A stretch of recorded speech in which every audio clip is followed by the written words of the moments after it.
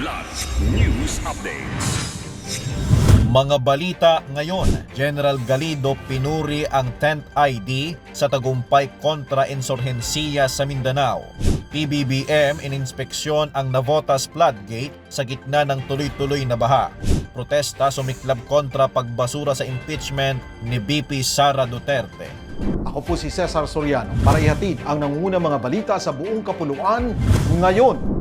Pinarangalan ni Philippine Army Chief Lieutenant General Roy Galido ang 10th Infantry Division sa matagumpay nitong kampanya laban sa insurgency sa Mindanao. Sa pagbisita ni Galido sa Camp General Manuel T. Yan Sr. sa Mawab, Davao de Oro noong Hulyo 24, 2025, pinuri niya ang pamumuno ni Major General Alan Hambala at ang deklarasyong insurgency-free ng ilang lugar sa kanilang nasasakupan. Iginawad ni Galido ang CGPA streamers sa 1001st, 1003rd at 701st Brigades, pati na rin ang 10 Infantry Battalions na nanguna sa pagbuwag sa mga unit ng NPA sa Mindanao. Pinarangalan din ang ilang unit dahil sa mga operasyon na nagresulta ng pagsuko ng mga rebelde, pagkakaaresto ng high-value targets at pagbawi ng armas.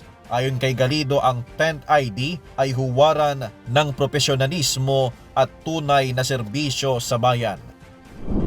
Sa gitna ng patuloy na pagbaha sa Navotas, personal na ininspeksyon ni Pangulong Ferdinand R. Marcos Jr. ang Tangos Tansa Navigational Gate ngayong Sabado, Hulyo 26. Ang naturang flood control facility ay isa sa mga pangunahing depensa ng lungsod laban sa pag-apaw ng tubig, lalo na tuwing may malakas na pag-ulan at habagat. Layunin ng Pangulo na tiyaking gumagana ito ng maayos upang maprotektahan ang mga komunidad mula sa lumalalang pagbaha dulot ng magkakasunod na bagyo. Ayon sa mga residente, araw-araw na nilang kinakaharap ang peligro ng baha, tumataas ang tubig, nasisira ang kabuhayan at nalalagay sa alanganin ang kanilang kaligtasan.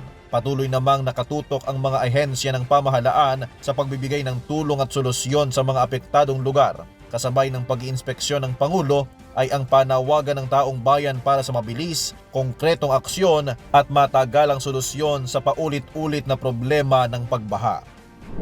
Iba't ibang grupo kabilang ang Tindig Pilipinas, Nagkaisa, Kalipunan, Siklab at mga pribadong mamamayan ang nagtipon sa Boy Scout Circle ngayong Sabado, Hulyo 26 bilang pagtutol sa desisyon ng Korte Suprema na ibasura ang impeachment complaint laban kay Vice President Sara Duterte. Nagsagawa sila ng protesta bilang pagpapahayag ng galit at pagkadismaya. Giit ng mga reliyista, ang desisyon ng Korte ay anyo ng impunity at pagtatakip sa pananagutan. Bukod sa Quezon City, may mga protesta rin sa tapat ng Senado na nananawagang muling buksan ang kaso.